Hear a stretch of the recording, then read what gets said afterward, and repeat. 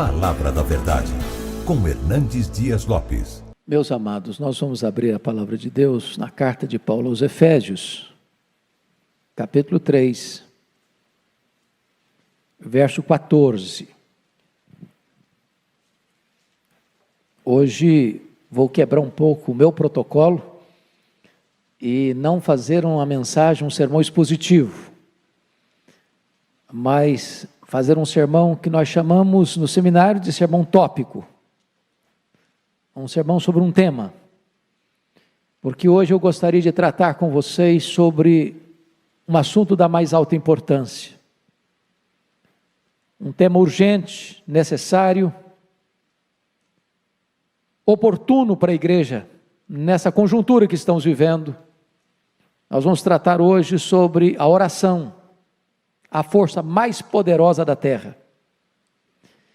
E esse texto, escrito pelo apóstolo Paulo, inspirado pelo Espírito Santo, Paulo diz assim no verso 14: por esta causa, eu me ponho de joelhos diante do Pai. Paulo tinha uma causa importante, urgente, e o judeu orava sempre de pé, mas havia alguns momentos em que ele colocava de joelhos para orar. E eu quero dizer aos meus amados irmãos, que o apóstolo Paulo foi considerado, e com justiça, ao longo da história, como o maior teólogo do cristianismo. Mas ao mesmo tempo, Paulo também foi um dos homens mais dedicados à oração. Quanto mais você conhece a Deus, mais você quer falar com Ele, mais você é ousado na oração, mais você quer buscar a face do Eterno.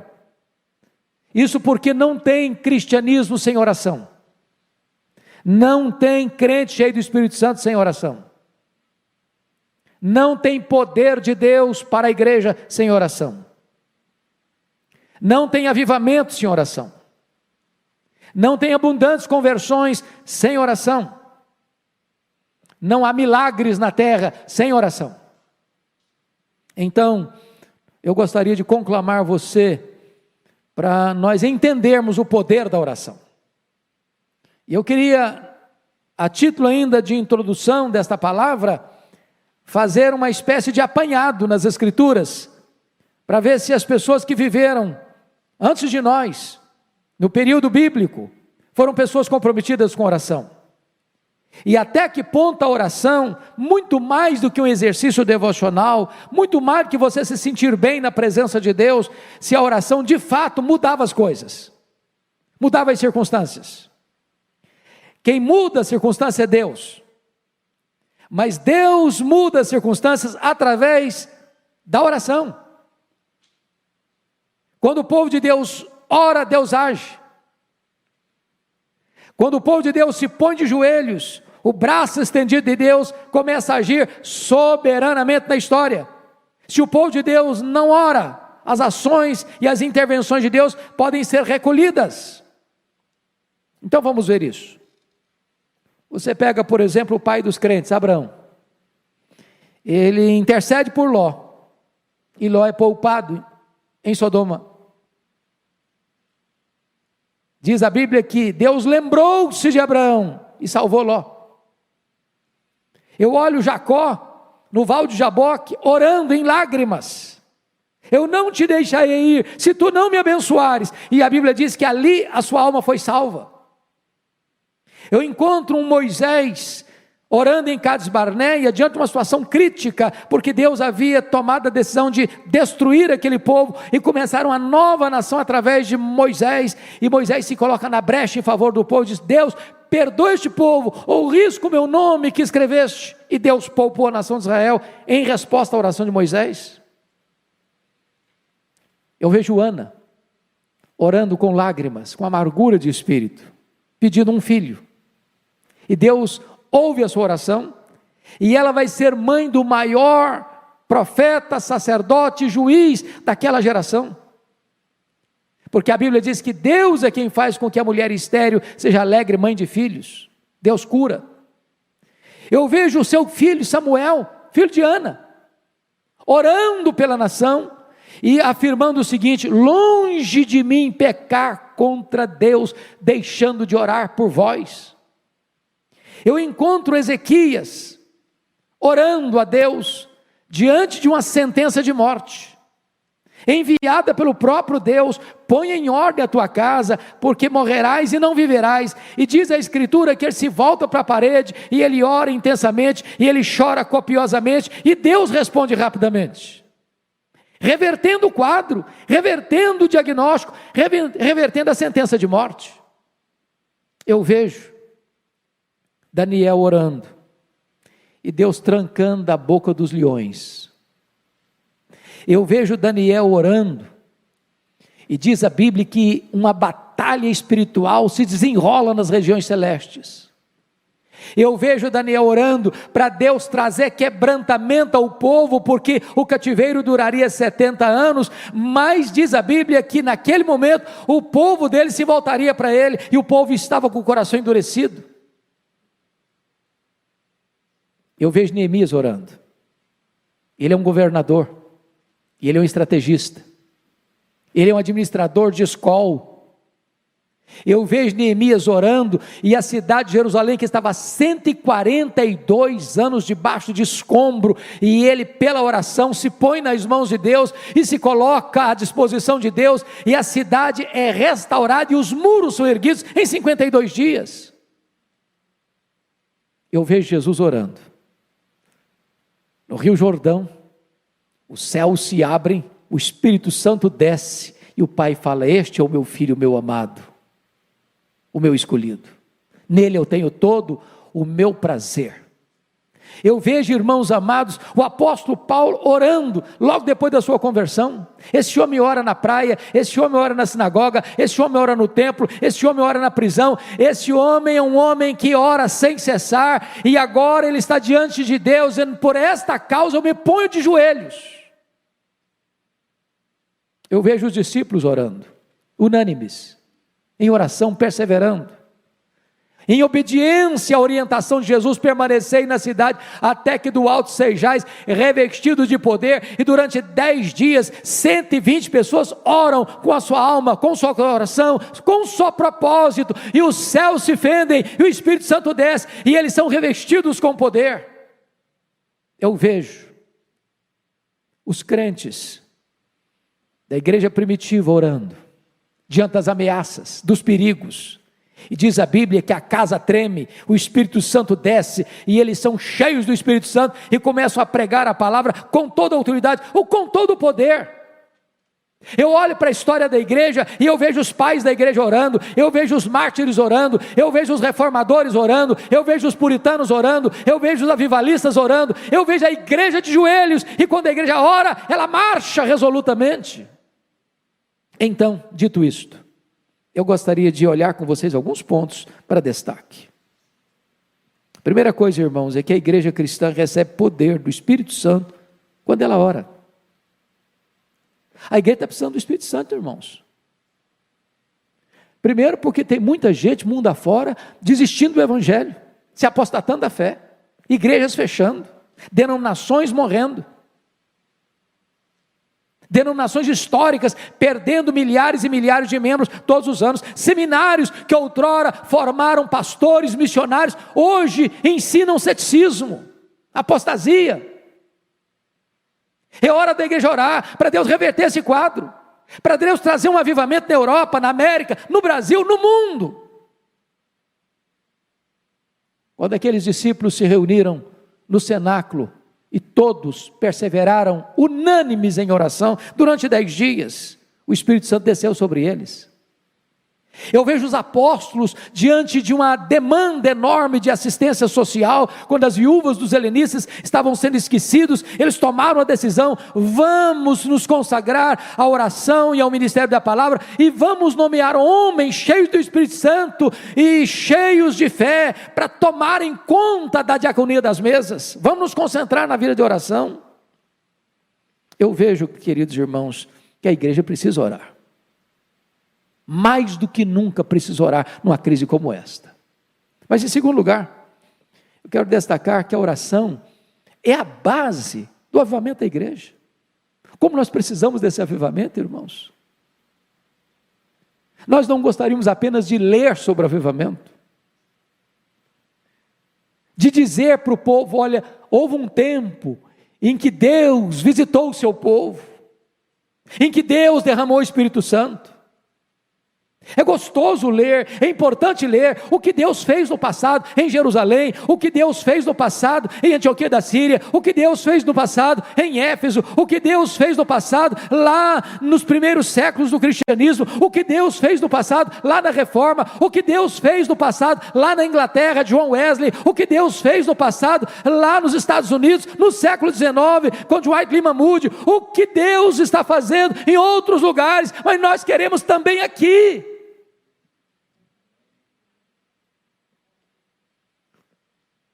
Eu disse para o pastor Arival hoje no escritório, uma coisa que me marcou muito, quando nós fomos a Quacisabanto, ver aquele avivamento que ocorreu em 1966, e quando nós fomos, era 1991, portanto, algumas décadas depois, e o pastor Elor disse o seguinte para nós: sempre que nós começamos a escrever sobre avivamento, é porque ou ele já foi embora, ou ele ainda não chegou. Porque quando ele chega, você não tem tempo para escrever nada, você só tem tempo para viver aquela experiência gloriosa. Como nós precisamos, irmãos, de um sopro de Deus, de um alento de Deus, de uma visitação poderosa de Deus, de uma manifestação do poder de Deus, tirando as cinzas, soprando as brasas, inflamando o nosso coração. Quantas pessoas apáticas, quantas pessoas acuadas, com medo, desesperadas, quantas pessoas que encontram até na pandemia uma boa desculpa para não estar na casa de Deus, quantas pessoas acovardadas. E hoje eu disse para o pastor Arival, quando entrei, me emocionei muito de ver essa querida irmã aqui no banco da frente, num balão de oxigênio, na casa de Deus. Ela tinha todos os motivos para dizer: eu não vou, eu não posso ir, e ela está aqui. Quanta gente com saúde, que arranja uma boa desculpa para não vir. E eu espero em Deus que não haja no coração das pessoas um amor fenecendo, uma chama apagando, um fervor desaparecendo. Precisamos de avivamento, precisamos de um sopro do Espírito. Se o meu povo, que se chama pelo meu nome, se humilhar e orar e me buscar, e se converter de seus maus caminhos, então eu ouvirei dos céus, eu perdoarei os seus pecados, eu sararei a sua terra. É promessa de Deus, é promessa de Deus, que Ele vai derramar o Espírito Santo sobre o sedento. É preciso ter sede de Deus, para que o Espírito Santo desça. Quem não tem sede de Deus, não tem avivamento, irmãos. Às vezes estamos dando sede de tanta coisa, de dinheiro, de sucesso, de saúde, de fama, de progresso, de prestígio. É preciso que a igreja tenha sede de Deus. Quando a igreja estava passando uma crise enorme, lá na Inglaterra, nos idos de 1739, as igrejas fechando, os crentes desaparecendo da igreja, os púlpitos sem poder, a palavra de Deus rara nas igrejas, um grupo de estudantes começa a sentir um fardo no coração, e esse grupo foi batizado depois de Clube Santo, porque aqueles moços se reuniam para buscar a face de Deus, para orar a Deus, para clamar por um avivamento para a igreja da Inglaterra, até que de repente, numa noite, 31 de dezembro de 1739, 3 horas da manhã, o Espírito Santo desceu sobre eles, e eles foram cheios do Espírito Santo, e a igreja se levantou, e a igreja se encorajou, e centenas de milhares de pessoas foram salvas.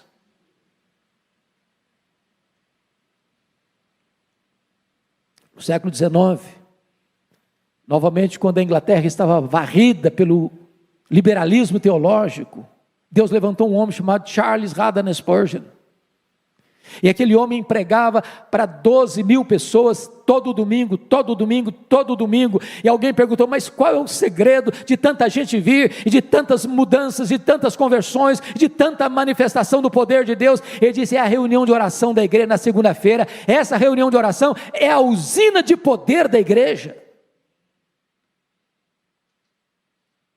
Precisamos de orar para recebermos um poderoso avivamento dos céus. Mas em terceiro lugar, irmãos, prestem bem atenção nisso, a oração é a base para a restauração de uma nação. Preste atenção nisso, quem muda a nação não são os políticos.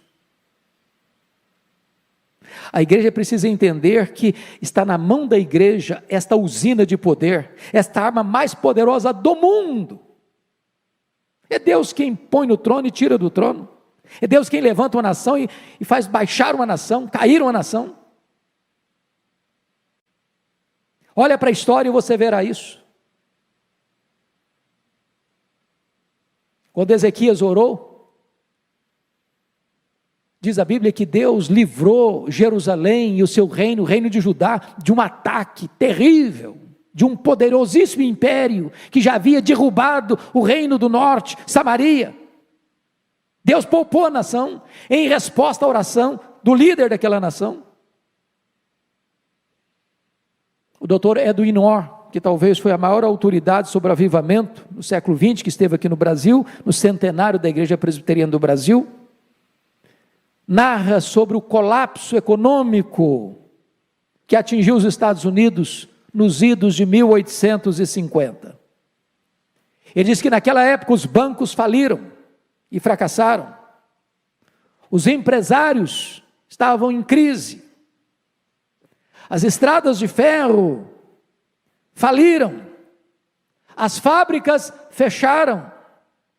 Milhões de trabalhadores desempregados.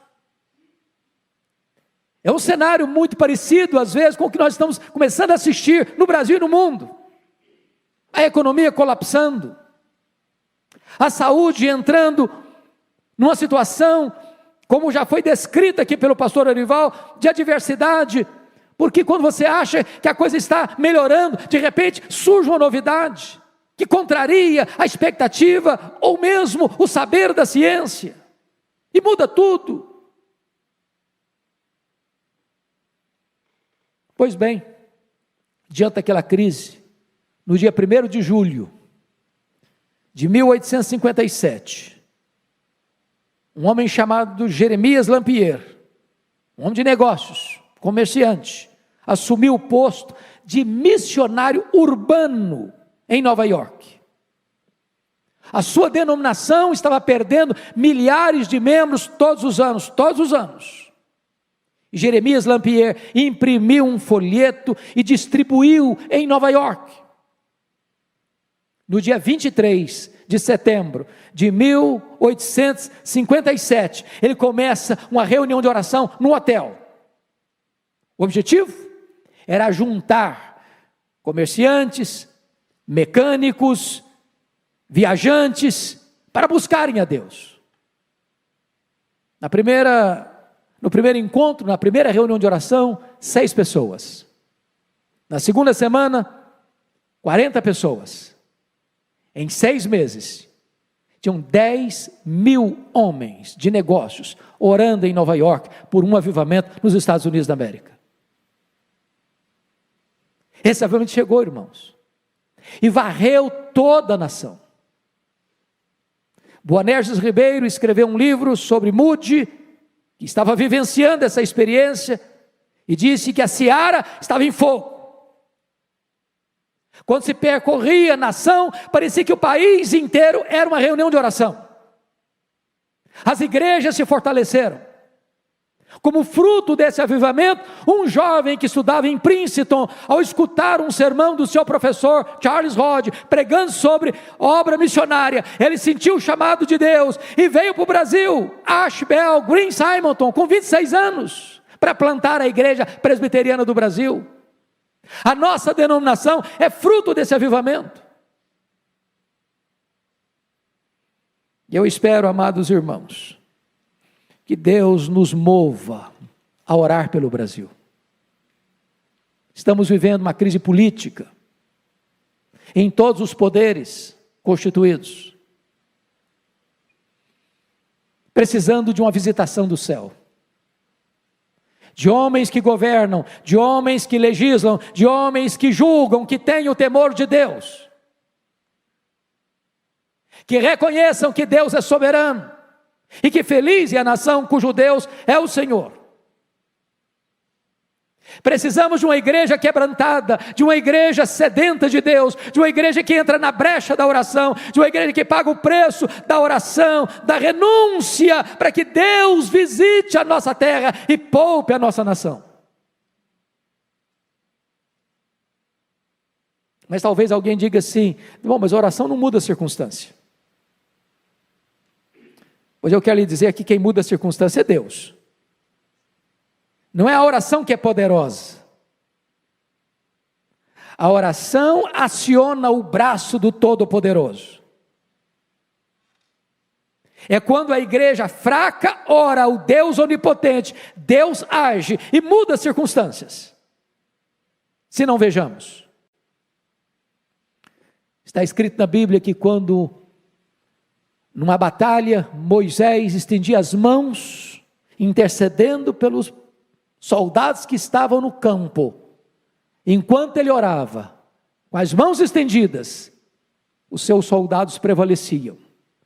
Se as orações cessavam e os braços encolhiam, o inimigo prevalecia. Quando a igreja ora, Deus age. Quando a igreja ora, Deus faz o inimigo recuar. Quando a igreja ora, os milagres de Deus acontecem. Segundo exemplo que eu lhes dou, do próprio rei Ezequias. Porque duas coisas estavam acontecendo. Ezequias começa a reinar com 25 anos. Ele reina 29 anos. Quando ele estava com 39 anos de idade, ele enfrenta dois problemas impossíveis de serem resolvidos pelo engenho humano. Primeiro, um ataque militar do mais poderoso império do mundo, o Império Assírio, maior império da época. Já tinha derrubado Samaria. Agora cerca Jerusalém, tem 185 mil soldados na época, mais do que a população de Jerusalém, cercando a cidade. E o rei manda um recado, e o comandante manda um recado para o rei Ezequias: pode se render, porque Deus nenhum pode livrar você da minha mão. Diz a Bíblia que Ezequias orou, e Deus mandou um anjo, e matou naquela noite 185 mil soldados assírios, e libertou Jerusalém, em resposta à oração. Mas uma segunda situação que mudou, é que diz a Bíblia que este rei, com 39 anos de idade, embora rico, poderoso, ele enfrenta uma enfermidade, uma úlcera. Nenhum médico podia tratá-lo, nenhuma medicina podia curá-lo. E a ordem de Deus para ele, por meio do profeta Isaías, foi: põe em ordem a tua casa, porque morrerás e não viverás. Pois diz a Bíblia que ele se voltou para a parede, orou e chorou. E Deus reverteu o quadro, e Deus suspendeu a sentença de morte, e lhe deu mais 15 anos de vida. Deus muda as circunstâncias em resposta às orações. Deixa eu lhe dar um terceiro exemplo. Está lá em Atos capítulo 12. O rei Herodes Agripa I já tinha passado o fio da espada e degolado Tiago, irmão de João. E tinha colocado Pedro numa prisão de segurança máxima, com 3 escoltas de 4 soldados cada uma, aguardando o final da festa para matá-lo. E diz a Escritura que a igreja estava em oração. E em resposta à oração da igreja, um anjo de Deus é escalado para ir lá na prisão, acordar Pedro. Fica de pé, bota a sua sandália, bota a sua roupa, e tira Pedro da prisão de segurança máxima, abrindo as portas de ferro, abrindo o portão de ferro, quebrando as cadeias e libertando aquele apóstolo. porque aquilo que o homem não pode fazer, Deus faz em resposta à oração. Talvez você diga, bom, mas isso aconteceu no período bíblico. Mas deixa eu só lhe dar um exemplo nosso aqui. Se você um dia tiver a paciência de ler o prefácio de Dona Eusa Lidório, ao livro que tive a bênção de escrever, Mães Intercessoras, você vai ver lá o relato de Dona Eusa Lidório, mãe de Ronaldo Almeida Lidório. Quando ele estava pregando no Peru, entre o Sendero Luminoso, quando aqueles terroristas entraram dentro da igreja onde Ronaldo estava pregando, e botaram a mão nele, e o encapuzaram, e o jogaram dentro de um carro, e levaram-no para o paredão onde eram fuzilados. E naquela noite, a sua mãe, sem saber do que estava ocorrendo, foi despertada na noite, com um forte peso no coração. Ela disse, meu Deus, eu não sei o que está acontecendo com meu filho, mas eu me coloco na brecha em favor dele. Livra o meu filho, livra o meu filho, livra o meu filho. E quando ele estava para ser fuzilado, passa um carro em alta velocidade, e pega o Ronaldo, e o tira das mãos do Sendero Luminoso, e ele é poupado. Porque Deus muda as circunstâncias em resposta às orações. Ainda hoje, Deus é o mesmo, Deus faz o mesmo, onde Ele quer, com quem Ele quer, para a glória do seu nome. Mas eu queria concluir, dizendo a você que, em quinto e último lugar, a oração nos capacita a enfrentar os grandes dramas da nossa vida pessoal. Está escrito no Salmo 50, versículo 15, invoca-me no dia da angústia, eu te livrarei, e tu me glorificarás. Aqui uma ordem, invoca-me no dia da angústia. Aqui uma promessa, eu te livrarei. Aqui um resultado, e tu me glorificarás. Eu não sei qual a angústia que você passa, eu não sei qual a angústia que você enfrenta, eu não sei qual a crise que bate à sua porta, eu não sei qual a causa que você tem, que só um milagre resolve. Quem está te dando essa orientação é o próprio Deus Todo-Poderoso. Invoca-me nesse dia, eu te livrarei e tu me glorificarás. Eu vejo Davi chegando em Ziclag, com seus companheiros, e quando ele chega e vê a cidade queimada, vê a cidade ferida, vê os filhos, as filhas, as mulheres levados cativos pelos amalequitas, os terroristas do deserto, e diz a Bíblia que ele chora, até não ter mais forças para chorar, ao ver esse quadro. Seus homens estão revoltados com ele, por causa dos seus filhos e filhas, e querem apedrejá-lo. E naquela circunstância, Davi se reanimou no Senhor seu Deus, e pôs-se a buscar a Deus em oração. E ele faz uma oração e pergunta, perseguirei eu o bando? Alcançá-lo-ei? Em outras palavras, Deus, eu vou aceitar passivamente a decretação da derrota na minha vida, na minha família, na família dos meus amigos, ou eu vou reagir? E Deus diz para ele, reage Davi, porque tudo que o inimigo tomou de você, você vai trazer de volta. E Deus reverteu aquele quadro. E eles foram, e eles lutaram, e eles venceram, e eles tomaram de volta os filhos, as filhas, as mulheres, os despojos, tudo Davi tornou a trazer. Sabe por quê? Porque Deus responde às orações e reverte as situações mais difíceis, até mesmo impossíveis.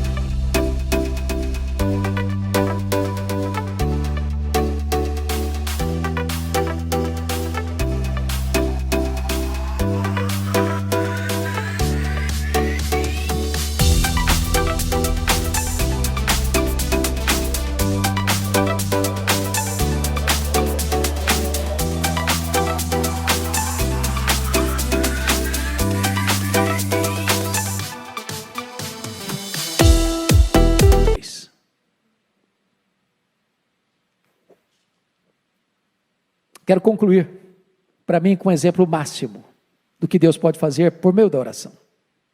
A experiência do próprio Jesus, o Filho de Deus. Quando ele entrou no Getsêmani, naquela noite fatídica, onde ele foi preso, cuspido, esbordoado e julgado pelo Sinédrio e acusado de blasfêmia e conspiração, diz a Escritura que ao ficar apenas com os 3 discípulos mais próximos, Pedro, Tiago e João, ele abre o coração para eles e diz: a minha alma está profundamente triste até a morte, ficai comigo, vigiai comigo. E diz a Escritura que Jesus entra então na mais titânica batalha da humanidade, prostrado sobre os seus joelhos, com o rosto no chão, oferecendo forte clamor e lágrimas. Ele orou, ele chorou, ele suou sangue. Mas quando ele se levantou dali, não tinha mais angústia. Não tinha mais angústia. Agora os inimigos chegaram, armados até os dentes, e ele que se apresenta e pergunta: quem vós buscais? A Jesus o Nazareno? Pois sou eu. E caíram por terra. A partir daqui ele é espancado, ele é cuspido, ele é esbordoado, está firme como uma rocha. A partir daqui ele carrega o lenho sobre as ruas apinhadas de Jerusalém, as mulheres choram, e ele diz: por que vocês estão chorando? Não chorem por mim, chorem por vocês, chorem pelos seus filhos. A partir daqui ele é pregado naquele lenho maldito, e ele transforma aquele patíbulo de horror num palco para a glória de Deus, e num instrumento para a sua, para a minha, para a nossa salvação. Bendito seja Deus, porque quando você ora, Deus remove as dores da sua alma, as angústias do seu coração, Deus muda as circunstâncias e dá para você a vitória. É tempo da igreja orar. Por esta causa, eu me ponho de joelhos. Que Deus nos ajude. Amém.